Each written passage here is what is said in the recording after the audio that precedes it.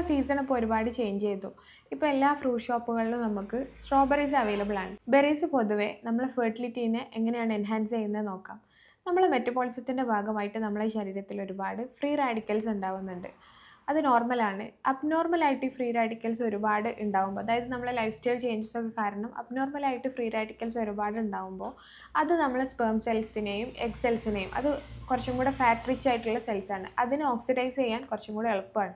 അതുകൊണ്ട് ഈ free radicals വന്നിട്ട് അതിനെ ഓക്സിഡൈസ് ചെയ്തിട്ട് അവിടെ ഓക്സിഡേറ്റീവ് സ്ട്രെസ്സ് കൂട്ടാനായിട്ട് കാരണമാവുന്നുണ്ട്.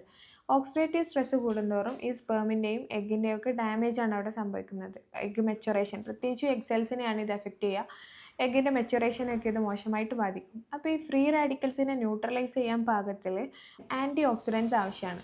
അപ്പോൾ നമ്മളെ ഫുഡിലൂടെ നമുക്ക് സപ്ലൈ ചെയ്യാൻ പറ്റുന്ന ആൻറ്റി ഓക്സിഡൻസ് റിച്ച് ആയിട്ടുള്ള ഫുഡ് ഐറ്റംസാണ് ബെറീസ് എന്ന് പറയുന്നത്. അതിൽ സ്ട്രോബെറീസ്, ബ്ലൂബെറി, ബ്ലാക്ക്ബെറി, അതേപോലെ നമ്മളെ ബനാനയും ഒരു ബെസ്റ്റ് ബെറിയാണ്.